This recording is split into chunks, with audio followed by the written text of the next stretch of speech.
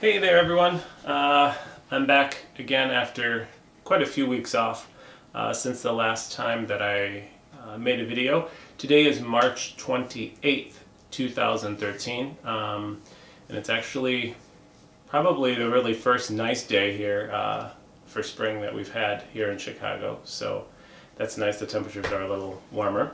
But anyways, I'm just making this video to give everyone a quick update on how things are going, how I'm doing. This past Monday, today is Thursday, this past Monday was 10 weeks since my last surgery, step 2 in my 3-part surgery. So I have less than 2 weeks to go before my 3rd and final surgery, where they will actually take down my ostomy and my J-pouch will be fully functioning. And then I, of course, have to go through the learning curve of using my new plumbing, as I call it, but at least I'll be rid of the bag. And so I'm going to have my pre-op next week. I'm going to make another video after that, and then I'll probably make one more video around the night before I go in for my, my final surgery. But just to catch you all up to speed on what's been going on, I've been back to work. I'm in my 5th week of work right now. And I have one more week and then I'll be off. So I've been back to work, like I said, 5 weeks. And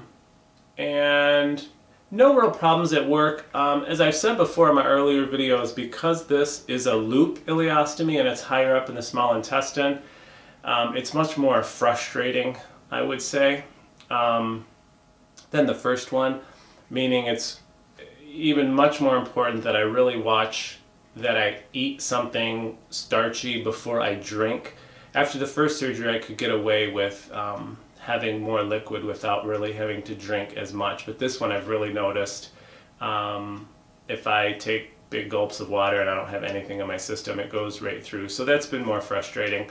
The output has been more watery, so I have had to resort to taking Imodium, which is an anti-diarrheal, but basically it just helps slow down your digestion.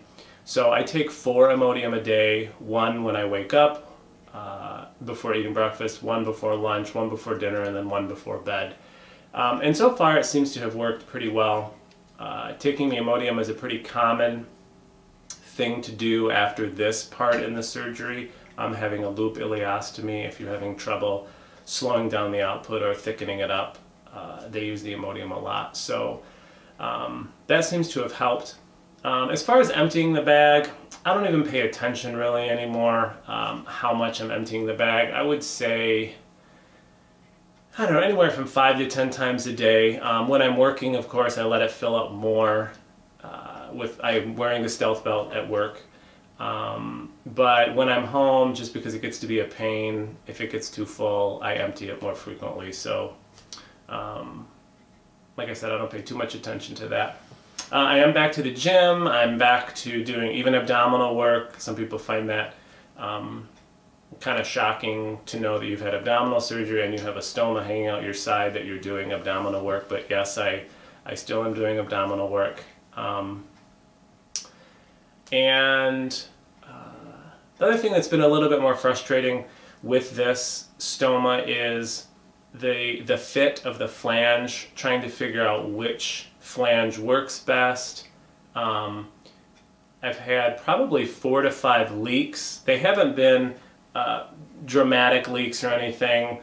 I've been able to catch them just when I start to see some of the output seep into the outer edge of the barrier. So it wasn't anything huge, but it's been more frustrating because the stoma is now more or less oval, and it's actually shrunk to about 7/8 of an inch, which is pretty small. And so it's been a big learning curve again with having to play with new flanges and the paste and the barriers and all that kind of stuff. I still use a 2-piece bag, but I'm going to show you that after the first surgery I used what's called just a flat flange. And this is the part you peel the back off. This is the part that goes against your skin, and then you attach the bag out here. But because these are relatively flat, and this stoma after the loop ileostomy doesn't necessarily protrude as well, plus the output is more watery. Sometimes it's easier for the output to get under that barrier. So I've gone to what's called a convex flange. And it's hard to see, but you can tell there's actually a little raised part, and this is the part that goes against your skin. So this part pushes your skin in, so it helps pop your stoma out a little bit more.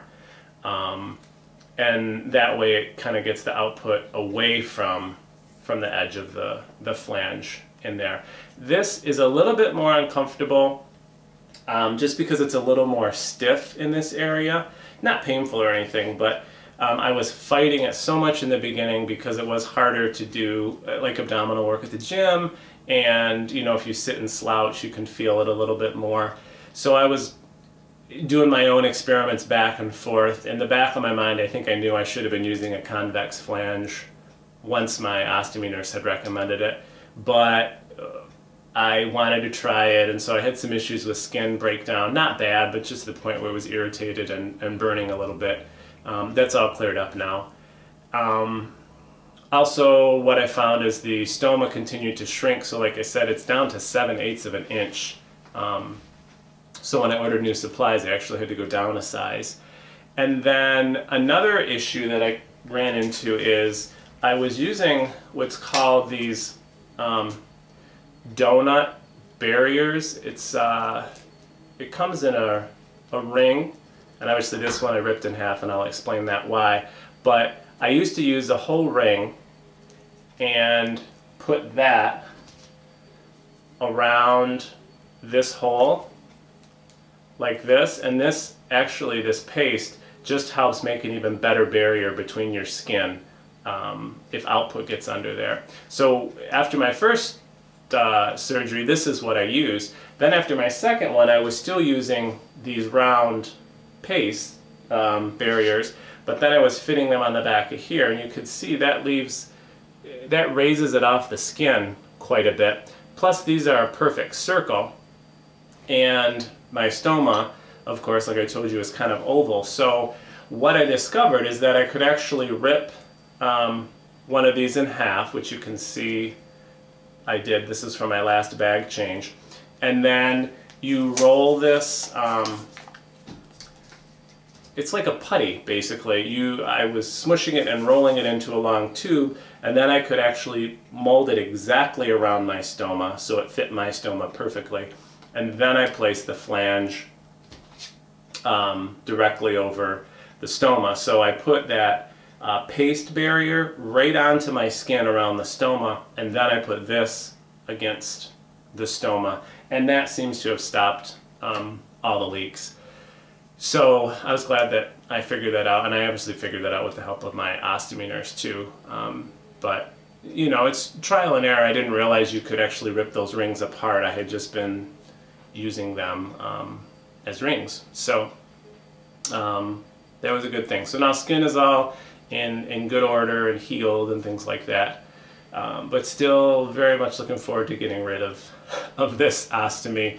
I've talked to a couple other people I've met online who actually had surgery 1 and 2 done together, so they had the loop ileostomy from the beginning.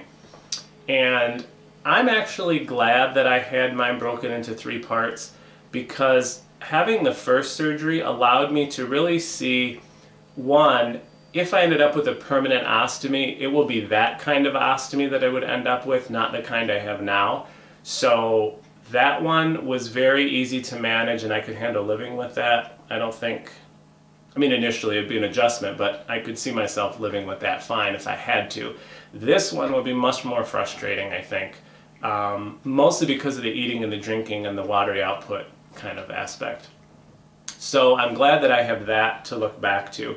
Plus, after the first surgery, my output was pretty thick all the time, which also gave me a little bit of insight to how things will probably be once my J-pouch is working, because the J-pouch again is at the end of the small intestine, so my output with that will be very similar or better to my output after the first surgery. So I'm glad that I had that, that first experience with the ostomy, even though it stretched the time out that I've had to have an ostomy, which by the time this is all done, it will have been 7 months already. I started this back in September. So I thought what I'd do today, trying to be real quick, is just give some tips, since I'm going to be done with my ostomy in a couple weeks, hopefully, planning that's going to work.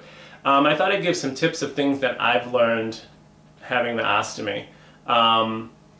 Related to specifically this second ileostomy, one of the things is I'm a huge water drinker. I've always loved to drink water, lots of it. So that's been a little bit frustrating with me. Sometimes I come home from the gym or work and I just want to drink like half a glass of water and not have to eat a handful of crackers to do it.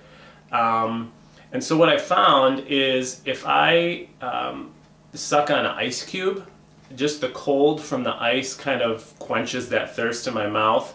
And, you know, I'll suck on it for a little bit and then spit it out. I have a shot glass that I put the ice cube in, and then after a couple minutes I'll suck on it again.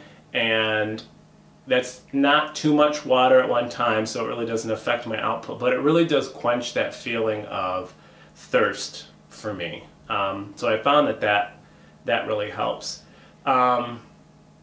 And also what I've come to the conclusion of is I use a straw in a water glass, and instead of taking gulps of water, I'll just take a sip up the straw, and that amount of water at a time seems to be okay if you do that maybe every 15 minutes or so.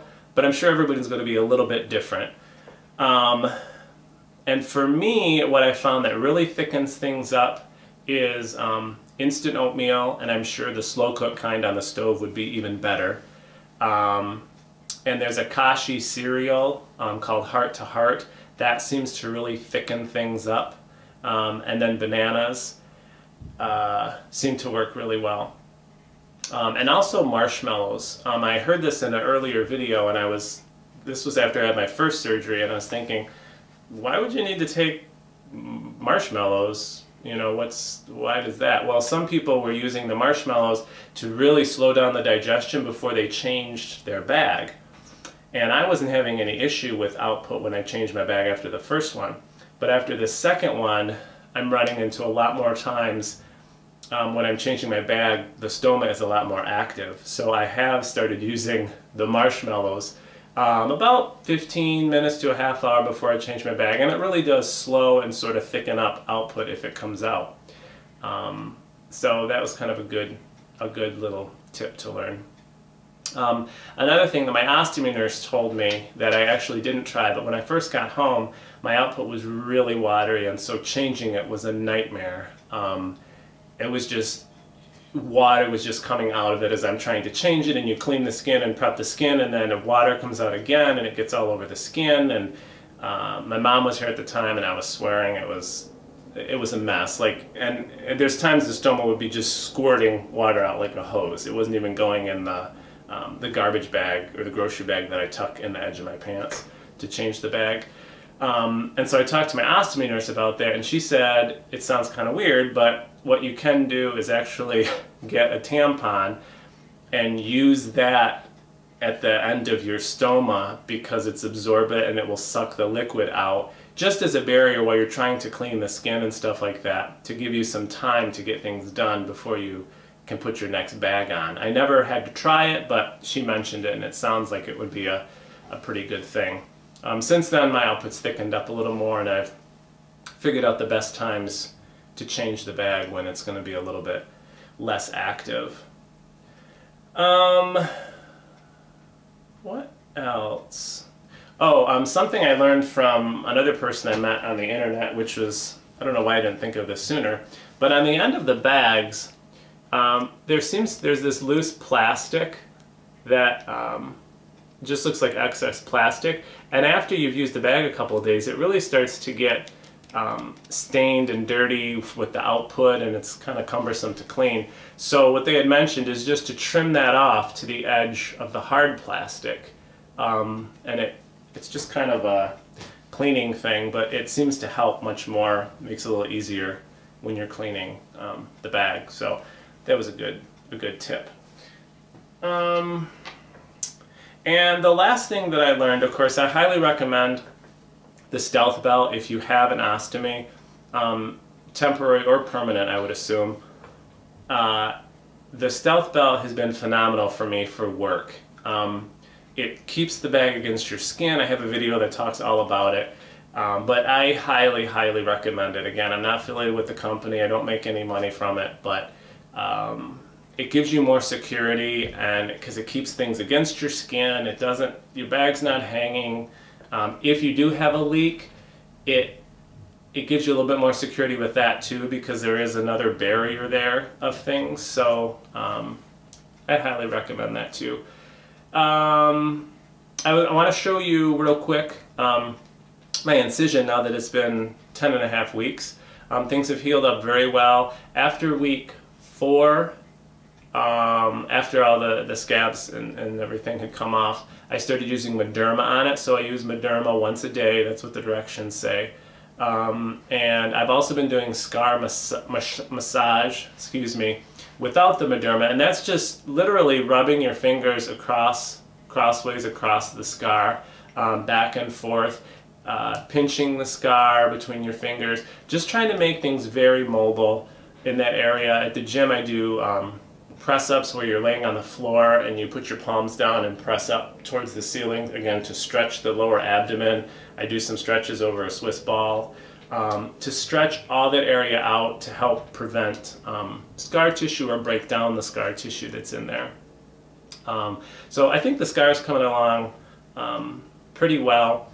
The right side of my abdomen where the stoma is still seems a little bloated or swollen, and I think that's just because the intestine is coming to the wall. So I'm going to ask the surgeon when I go if that's going to change or not after the next surgery.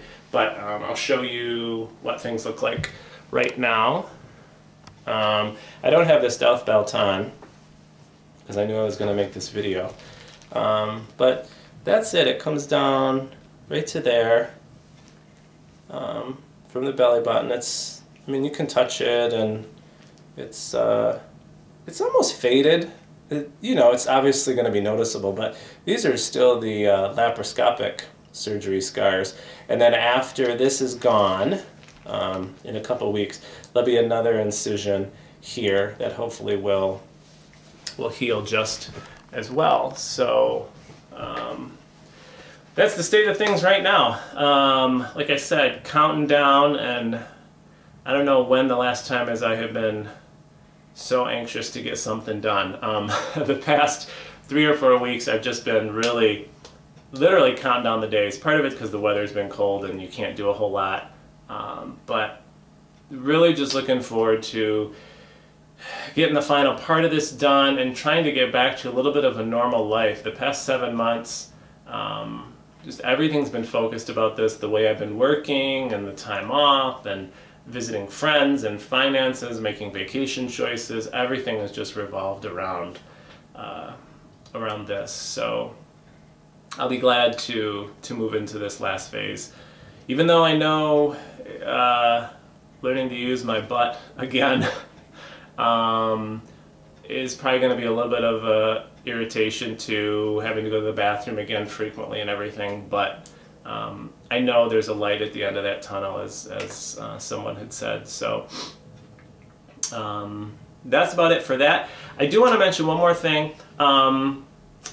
Because of these videos, I've actually met some really awesome people that have reached out to me, and I've reached out to actually from videos I've seen. And one of the guys I met is down in Georgia, and he actually has a very similar story to mine. He has the primary sclerosing cholangitis, the liver disease as well. He's younger than I am, but he came across my videos last fall, and he had in one surgery done what I had done in the first 2 surgeries. His first surgery was in November. And we've been in touch in email every couple weeks, just how are things going, what's going on, how was your doctor's appointment, comparing stories. And so it's been really cool to have that bonding, I guess, and have someone else who's going through everything right then that you're going through. And he actually had his takedown surgery last Wednesday, so it's been a week for him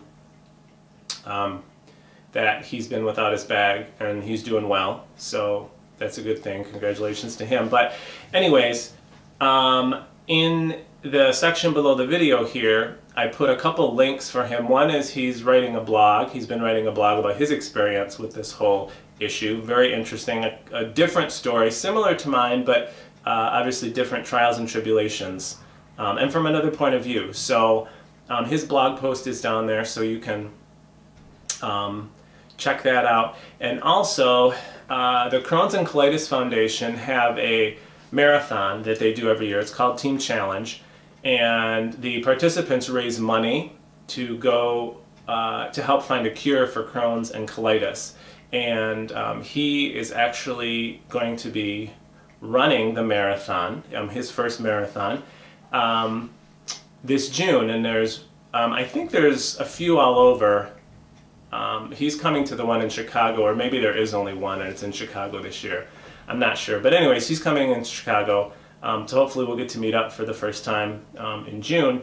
But he is raising money to help pay his way and to contribute to the Crohn's and Colitis Foundation. So I have the link to his website and things for the Team Challenge. So if you're interested and would like to support the Crohn's and Colitis Foundation and support him as he's trying to support others who have been down the road that he and I have been down, or to help prevent them from going down this road, if they could find a cure for it, people wouldn't have to have their colon removed. Please check out his website. Feel free to donate money. Any little bit would be appreciated, I'm sure. And I think the last thing is March, even though it's March 28th, is Autoimmune Disease Awareness Month, and I just found this out through my own research. I actually made a video, I think my last video, I made a little special video about autoimmune diseases and such, and my experience with it, so be sure to check that video out. And like I said, next week, next Wednesday, I have my pre-op appointment, and so I'll make another video after that to discuss how that went and what happened there. And then I'll probably make one more video the weekend of April 6th and 7th, because that's the weekend right before I go in for my surgery, which is scheduled for Monday, April 8th. So stay tuned, and I hope everyone is starting to get some warm weather where you live so you can get outside and get rid of those winter doldrums. All right, talk to you next time.